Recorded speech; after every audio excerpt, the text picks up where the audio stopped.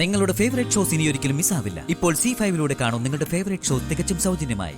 ജാമ്യം നേടിക്കൊടുക്കാൻ ശ്രമിച്ചത് ACP കാർത്തിക. ഒരു കാരണവശാലും അവൻ ജയിലിൽ നിന്ന് പുറത്തിറങ്ങാനും കല്യാണ ചടങ്ങുകൾക്ക് എത്താനും അനുവദിക്കരുത് സർ. ജയറാമിന്റെ ജാമ്യം തടയണം. അവൻ സബ് ജയിലിൽ നിന്നും പുറത്തിറങ്ങരുത്. അനുവദിച്ച ജാമ്യം സ്റ്റേ ചെയ്യാനൊന്നും നമുക്ക് പറ്റില്ല. പക്ഷേ ഏതു മാർഗം സ്വീകരിച്ചാലും വേണ്ടില്ല. എത്ര രൂപ വേണമെങ്കിലും ഞാൻ മുടക്കാം.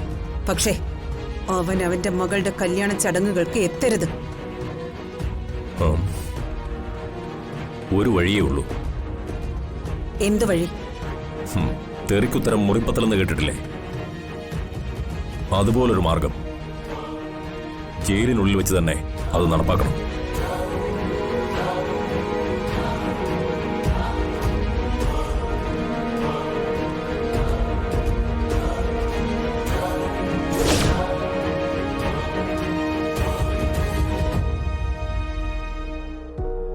ഇവിടെയൊക്കെ ഇനി ഒളിച്ചു നിൽക്കുന്നത് വലിയ ആപത്താ.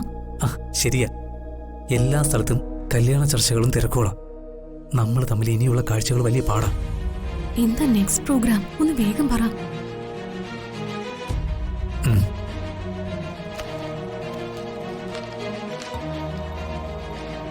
അതെ, ഇതൊരു പർദ്ദയാണ്, ഒരു കരുതൽ. ഇവിടെ നിന്ന് മുങ്ങാൻ ചിലപ്പോൾ നിനക്കത് വേണ്ടി വരും. എങ്ങനെയാ നമ്മുടെ പരിപാടി? നാളെ ഹൽദി ചടങ്ങിന് മുമ്പ് മുത്തശ്ശി ആ പണം അച്ഛനും അമ്മയ്ക്കും കൈമാറും. നിന്റെ അച്ഛനും അമ്മയും തീവെട്ടിക്കൊള്ളക്കാരാ. അവരോട് ആ പണം വാങ്ങിക്കാൻ നീ കുറച്ച് പാടുപെടും.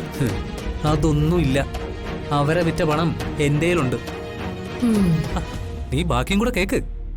ആ പണം കയ്യിലോട്ട് കിട്ടിയ ആ നിമിഷം നമുക്ക് ഇവിടുന്ന് ചാടാം. പിന്നെ സൈലന്റ് മോഡില് എപ്പോഴും നിന്റെ കയ്യിൽ മൊബൈൽ ഉണ്ടാവണം. എന്തേലും ഉണ്ടാവും, നിന്തേലുണ്ടായാ മതി. എടീ, മൊബൈൽ ഫോൺ എന്റെ ഹൃദയമല്ലേ. ഹൃദയമില്ലാതെ എനിക്ക് ജീവിക്കാൻ പറ്റുമോ?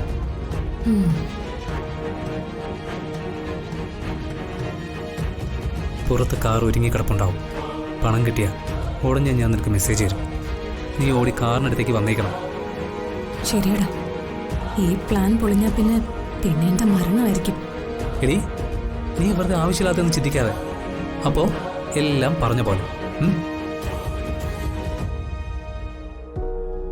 അതെ, ആവശ്യം വന്നാ പർദ്ദ ഉപയോഗിക്കണം. ശരി.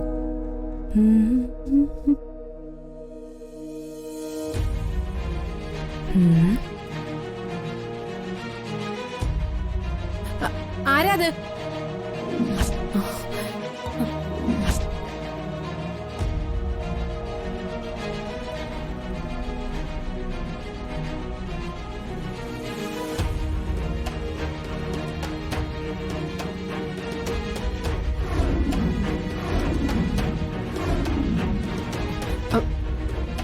ആരാന്ന്?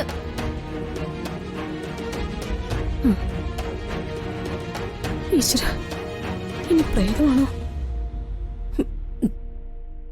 എന്റെ ഒരു വല്യമ്മായി കെട്ടി തൂങ്ങി ചത്തിട്ടുണ്ട്. അവരെ അറുകൊലയായി രാത്രി കറങ്ങുന്നുണ്ടെന്ന് പറഞ്ഞും കേട്ടിട്ടുണ്ട്. ഇനി അവരെങ്ങാനും ആണോ? അമ്മായി, അയ്യോ എന്റെ അമ്മേ. ഡൗൺലോഡ് ചെയ്യൂ C5 ആപ്പ്. കാണൂ എല്ലാ എപ്പിസോഡുകളും സൗജന്യമായി.